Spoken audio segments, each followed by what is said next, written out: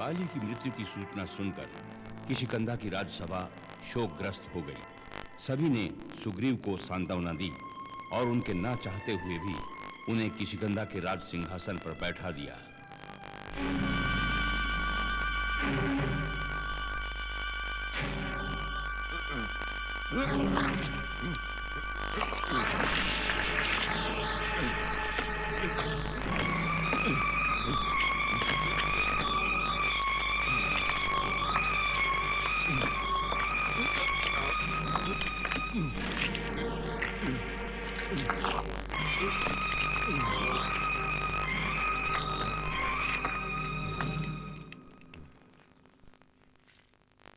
सुग्रीव कहां चला गया? मैंने तो उसे आज्ञा दी थी मेरी प्रतीक्षा करने की। सुग्रीव! सुग्रीव! सुग्रीव!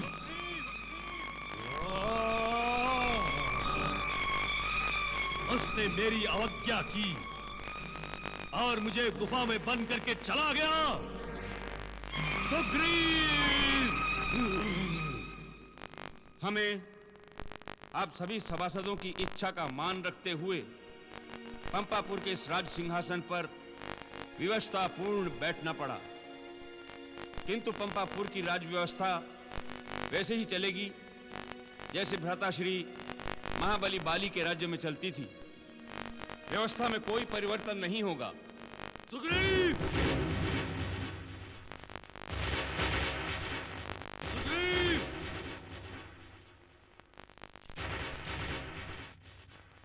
महाराज सुग्रीव, ये गर्जना तो महाराज बाली की है। अर्थात भ्राताश्री जीवित हैं? ये तो भगवान की कृपा है। मैं तो गुफा से बाहर आता रक्त और भ्राताश्री का वस्त्र देखकर निराश होकर वापस लौट आया था। सुग्रीव! सुग्रीव!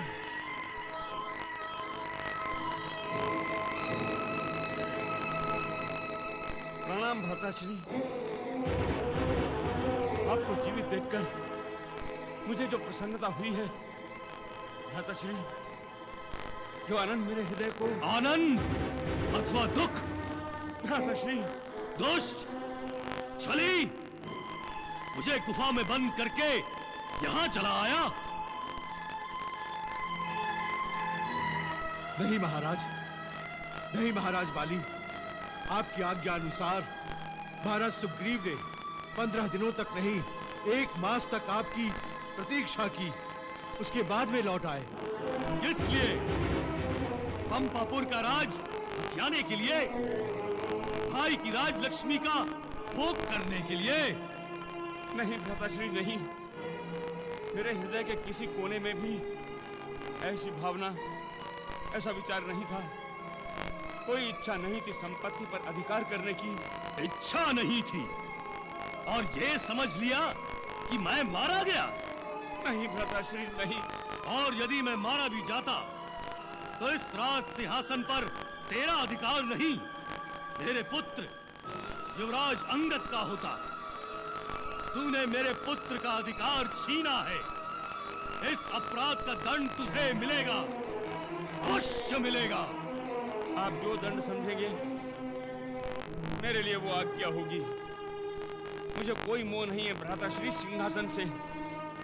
मैं तो आपका छोटा भ्राता, आपका दास ही रहना चाहता हूँ। आप सिंहासन पर विराजिए। नहीं!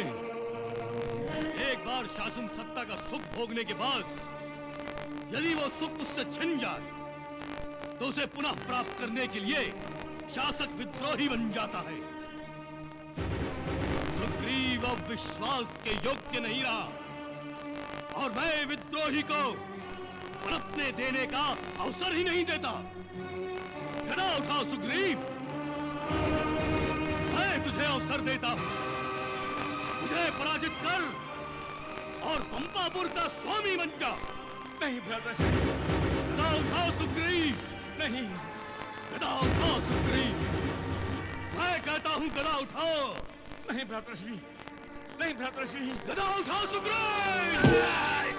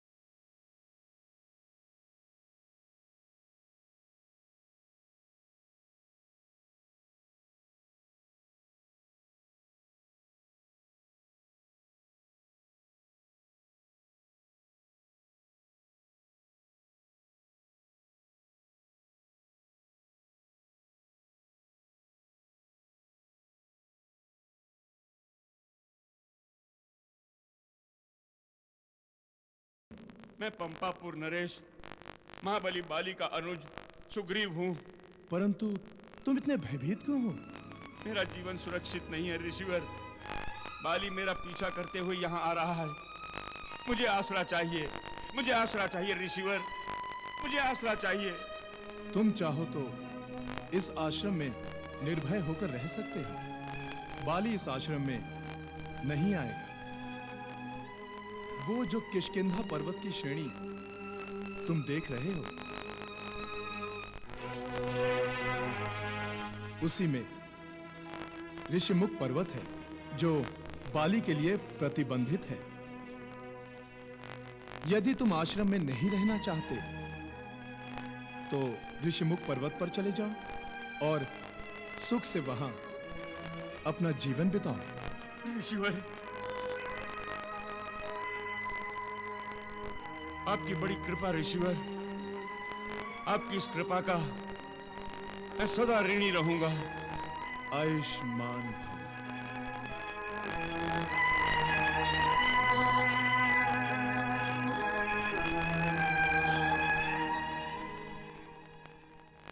नारायण नारायण। प्रभु, ये वही सुग्रीव है ना जिसके द्वारा आप श्री राम की सहायता करने वाले थे?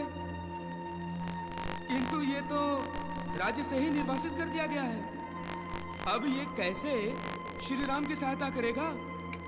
देव ऋषि, शीघ्र सुग्रीव की भांति ही श्री राम भी निर्वासित होंगे।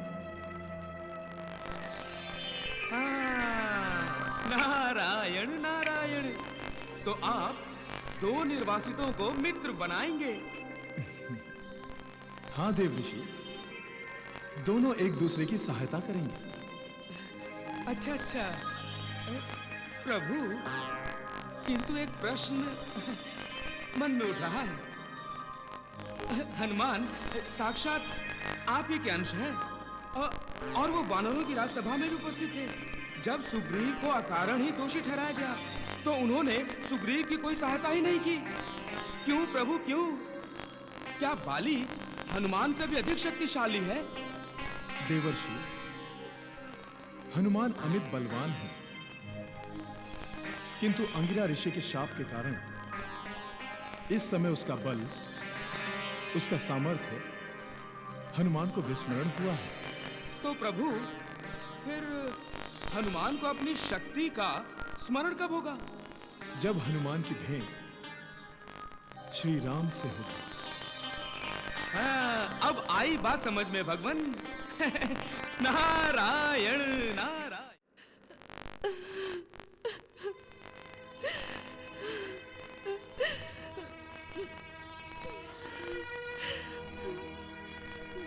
मंदोदरी,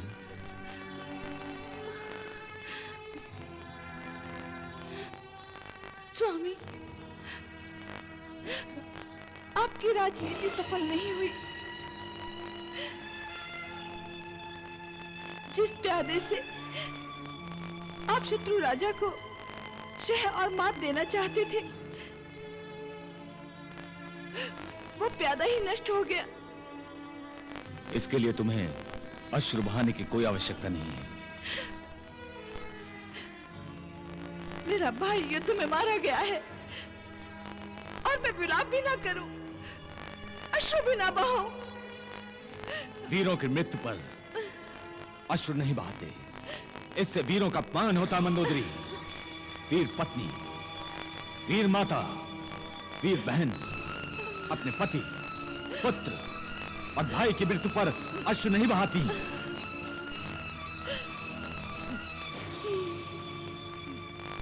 ओझ डालो अपने आंसू।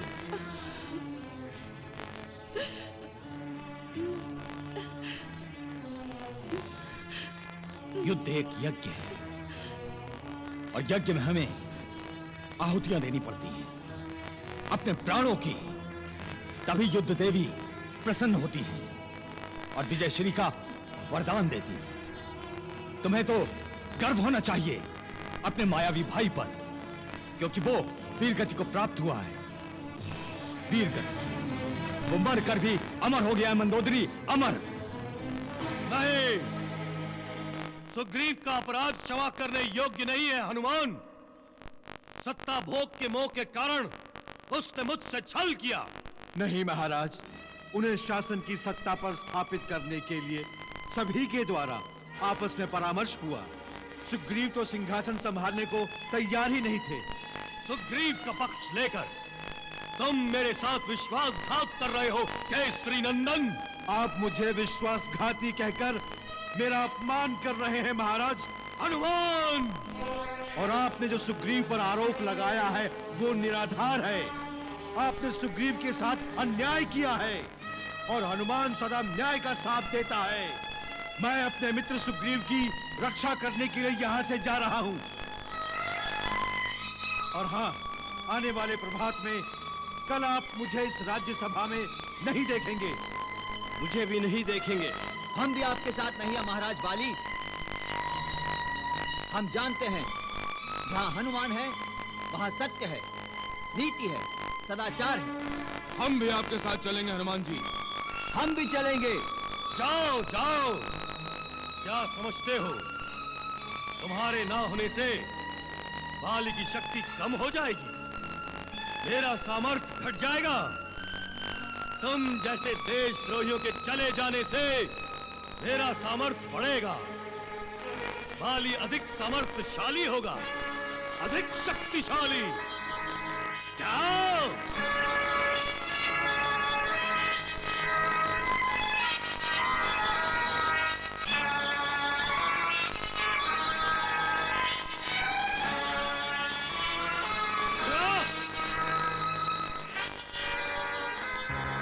मित्र सुग्रीव!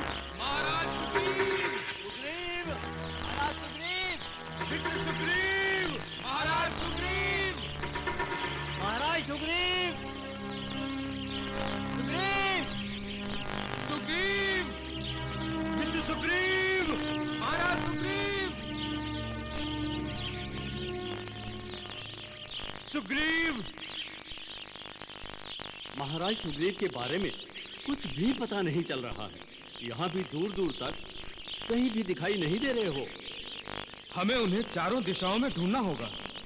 पिताश्री, यही वो स्थान है जहां महाराज बाली ने दुंदुभी दैत्य को मार फेंका था। फेंकने से तुम्हारा क्या तात्पर्य है पुत्र? पिताश्री, दुंदुभी दैत्य महाराज बाली से युद्ध करने गया था। महाराज बाली ने उसका वध करके उसे पर्वत पर फेंका। जब फेंका तो उसके रक्त के छींटे मतंग ऋषि के आश्रम में जा गिरे। और जब रक्त के छींटे मतंग ऋषि के आश्रम में गिरे तो मतंग ऋषि की तपस्या भंग हो गई। तब मतंग ऋषि ने उसे श्राप दिया कि जिसके कारण मेरी तपस्या भंग हुई है, यदि वो आश्रम के चारों ओर फैले इस ऋषि मूक पर्वत पर पांव रखेगा तो उसका सर फट जाएगा और सर के टुकड़े टुकड़े हो जाएंगे। यदि सुग्रीव को इस शाप का पता है हनुमान, तो सुग्रीव के लिए यह स्थान बहुत सुरक्षित है। वो यहीं कहीं होंगे। चलिए चलकर किसी आश्रम वासी से पूछते हैं। चलिए। चलिए चलिए।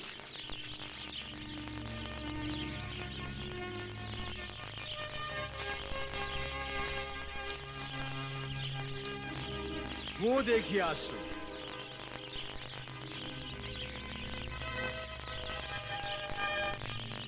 यही मतंग ऋषि का आश्रम होगा। हाँ चलिए। हाँ चलिए देखते हैं।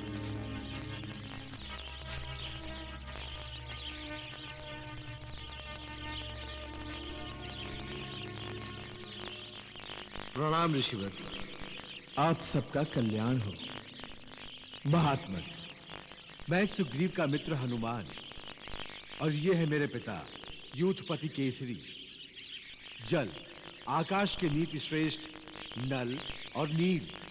हम तो अपने प्रिय मित्र सुग्रीव की खोज में यहाँ आपसे जानने आए हैं। वो किष्किंधा राज की राजधानी से लोप हो गए हैं।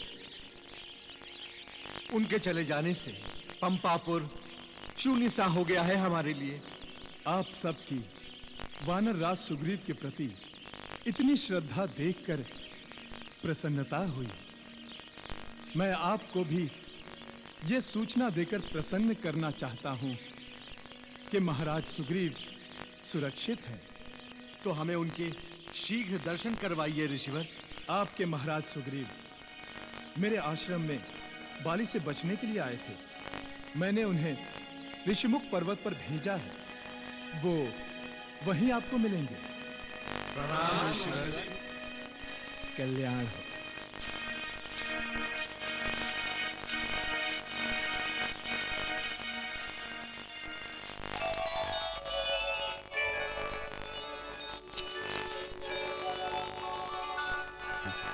मित्र हनुमान, मित्र हनुमान, मित्र सुग्रीव।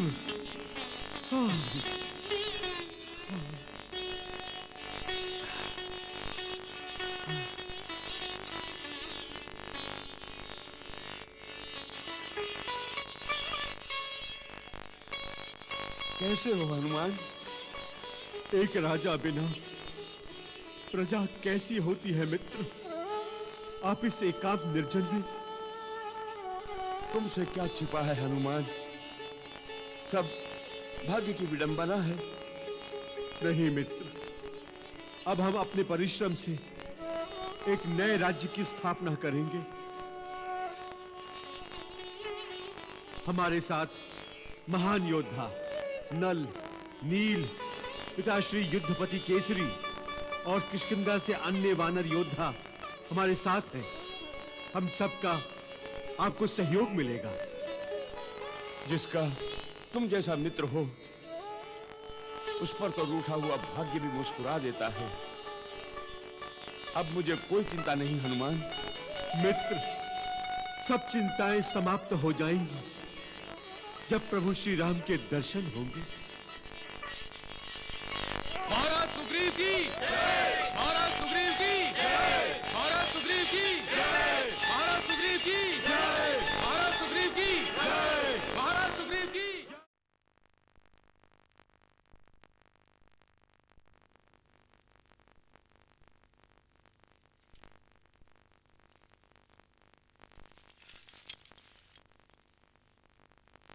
श्रेष्ठ सभासदों, आप सब जानते हैं कि महाराज आयु के चौथे चरण में पहुंच गए हैं। अब वो वानप्रस्थ और सन्यास का आश्रय लेकर अपने आध्यात्मिक उन्नति के लिए साधना करना चाहते हैं। इस सभा का आयोजन महाराज द्वारा किए गए निर्णय की पुष्टि के लिए है। आप सबकी अनुमति लेकर महाराज अपने ज्येष्ठ पुत्र राम को राज्य का सारा भार सौंपना चाहते हैं। हम सहमत हैं। अति उत्तम निर्णय है। राम ही आपके उत्तराधिकारी है। राम में स्वामी और सखा दोनों रूप है।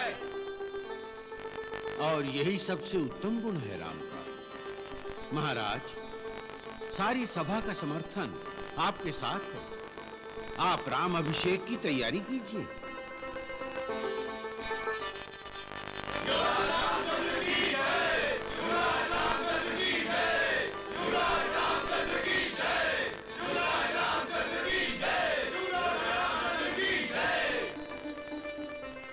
दासी? मैं दासी बनूंगी? ये तो क्या कह रही है?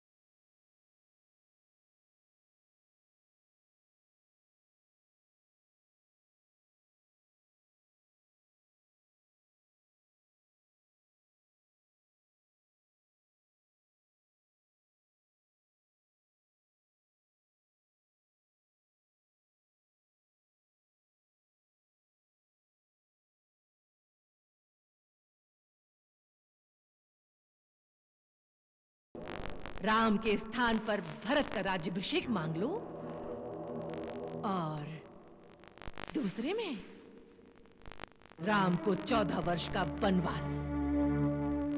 वनवास? वनवास? किस लिए? क्या दोष है राम का? क्या अपराध किया है उसने? महारानी, आप तो भरत से भी अधिक स्नेह करती हैं राम से। फिर आप उसे क्यों भेजना चाहती हैं वनवास? वो भी 14 वर्ष का वनवास। 14 वर्ष! नहीं महारानी, मैं जी नहीं पाऊंगा राम के बिना। नहीं जी पाऊंगा मैं महारानी। मैं जी नहीं पाऊंगा महारानी। मैं जी नहीं पाऊंगा महारानी। नहीं जी पाऊंगा मैं। तो ना कर दीजिए, कह दीजिए आपने मुझे कोई वरदान देने की बात की ही नहीं थी। महारानी, कह दीजिए कभी कोई देवासुर संग्राम हुआ ही नहीं था। कह दीजिए कभी आपका जीवन संकट में आया ही नहीं, कभी मैंने आपके प्राण बचाए ही नहीं। बोलिए महाराज, रघुकुल रीति सदा चली आई, प्राण जाए पर वचन न जाए। आज से रघुकुल की ये रीति समाप्त हो गई। महाराज ने अपना वचन भंग कर दिया। बोलिए महाराज, क्यों दिया था 2 वरदान देने का वचन मुझे? क्यों क्यों क्यों? महारानी, आप भरत का राज तिलक करना चाहती हैं ना? मैं उसे युवराज बनाऊंगा महारानी, मैं। किंतु आपका वो दूसरा वरदान आप पूरा नहीं करेंगे। महारानी, आप उसके बदले में मुझसे जो चाहे मांग लो, मैं आपके चरणों में डाल दूंगा। भिखारी नहीं हूं मैं महाराज, अयोध्या की महारानी हूं मैं। वरदान तो आपने मुझे दिए थे, मैंने नहीं मांगे। यदि अयोध्यापति विवश हैं तो ठीक है, सारी अयोध्या नगरी में मैं ढिंढोरा पिटवा दूंगी कि महाराज दशरथ पर कभी कोई विश्वास न करे, कोई उनके वचनों को सत्य न माने, कोई रघुवंश की कीर्ति का यशगान न करे। मैं स्वयं चिल्ला चिल्ला कर कहूंगी, महाराज की शपथ झूठी है, महाराज का वचन झूठा है, महाराज का मन झूठा है। जो राजा अपनी रानी, अपनी महारानी से, अपनी सबसे प्रिय महारानी से धोखा कर सकता है वो कैकेयी, तुम मुझसे मेरा मस्तक मांग ले, मैं अभी इसे काट कर तेरे चरणों में रख दूंगा। किंतु राम का वनवास मत मांग राम का वनवास। मैं उसका विरह सह नहीं पाऊंगा कैकेयी। मैं राम के बिना नहीं जी पाऊंगा। मैं मर जाऊंगा कैकेयी।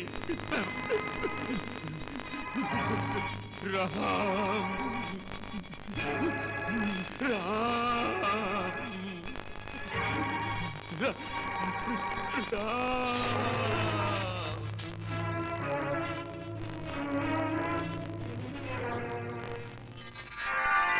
नारायण नारायण नारायण नारायण।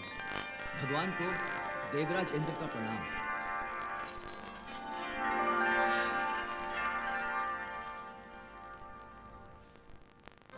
क्यों देवेंद्र, अब तो आपकी चिंता के बादल छट गए होंगे। आपकी कृपा से ऐसा ही लगता है प्रभु। महाराज दशरथ की दशा देखकर भी आपको विश्वास नहीं हुआ कि कैकेयी के हट का उत्तर उनके पास नहीं है। वो विवश हैं, न चाहते हुए भी उन्हें राम के राज्याभिषेक का विचार भुलाना होगा। आप जो चाहेंगे वही होगा प्रभु। अभी तो राजा दशरथ ने कुछ हाँ या ना कहा ही नहीं। कैकेयी की जिद क्या रंग लाती है, देखते हैं। मेरी नजर में मेरे पुत्र भरत का राजा बनना ही न्याय है। आप स्वयं राम को अपना ये निर्णय सुना दे। नहीं नहीं कैकेयी, नहीं, ऐसा मत कर कैकेयी।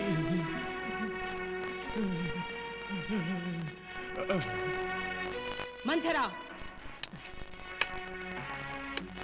आज्ञा महारानी।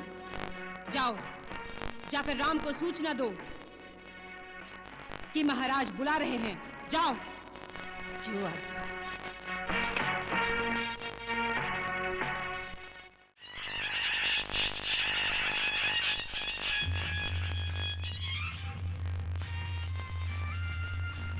सीते, जी प्रभु। आंखें बंद करके क्या देख रही हो? आपका राज्याभिषेक देख रही हूँ प्रभु।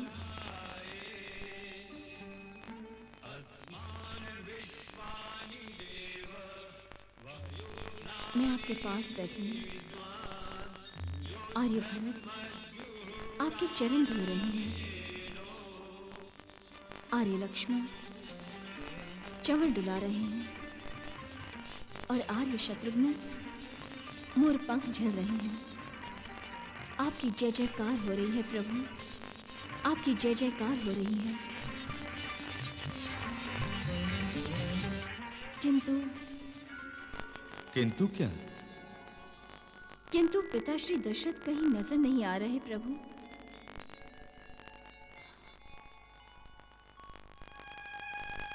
ऐसे कैसे हो सकता है? आपके राज्याभिषेक में पिताश्री दशरथ तो होंगे ही ना प्रभु। सीते, तुमने अवश्य ही ठीक से नहीं देखा होगा। प्रणाम युवराज।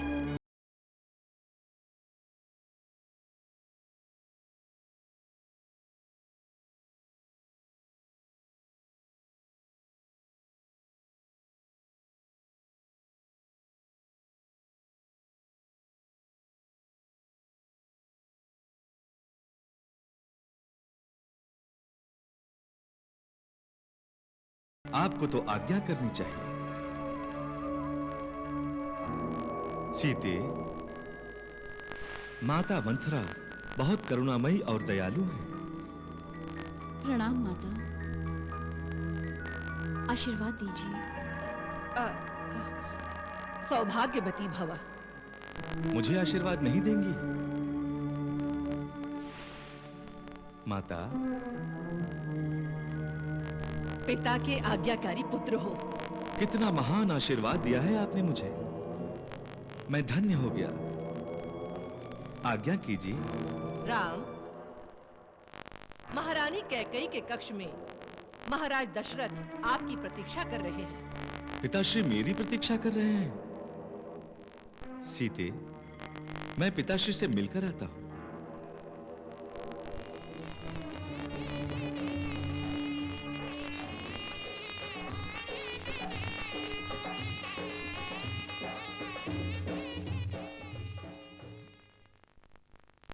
माता, अचानक ये नाच गाने की आवाज बंद क्यों हो गई?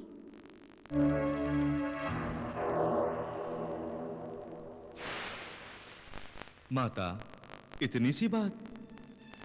भरत का राज्याभिषेक और मेरा वनगमन, यही दो वर। हाँ, यही दो वर। भरत तो मेरा इतना प्रिय भ्राता है कि उसके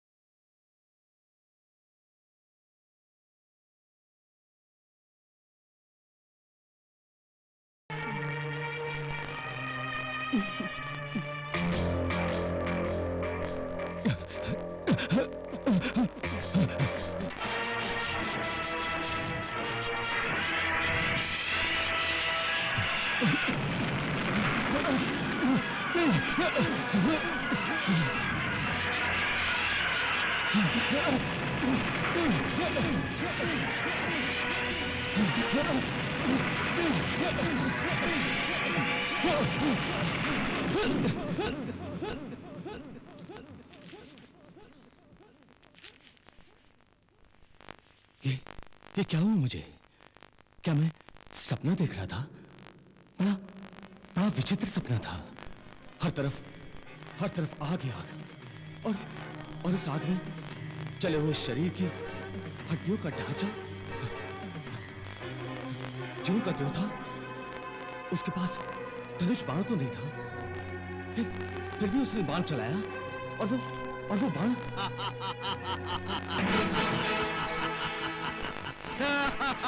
लगता है शनि को फिर से हंसी का दौरा पड़ गया।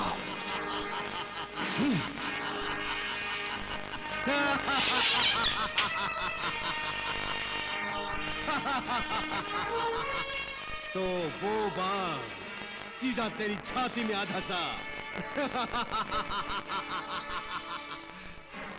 महाबलवान, महापराक्रमी, त्रिलोक विजेता रावण की महान छाती एक छोटे से बाण से घायल हो गई। हाँ? चलो, मैं घायल नहीं हूं।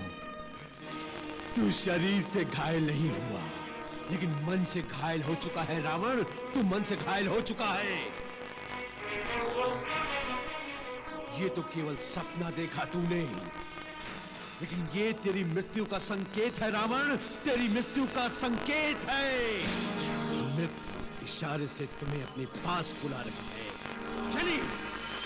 क्यों भय लग रहा है मृत्यु से? शनि, तू जानता नहीं कि मैं अजय हूं। अजय। अरे पसीना तो पोंछ ले रावण, अभी मृत्यु सामने कहां आई है। उसने तो तेरे नाम का केवल पन्ना निकाला है अपनी पोथी से। उसने रावण पढ़ा और रावण वानर की तरह उछलकर बैठ गया अपनी नींद से उठकर। हाँ,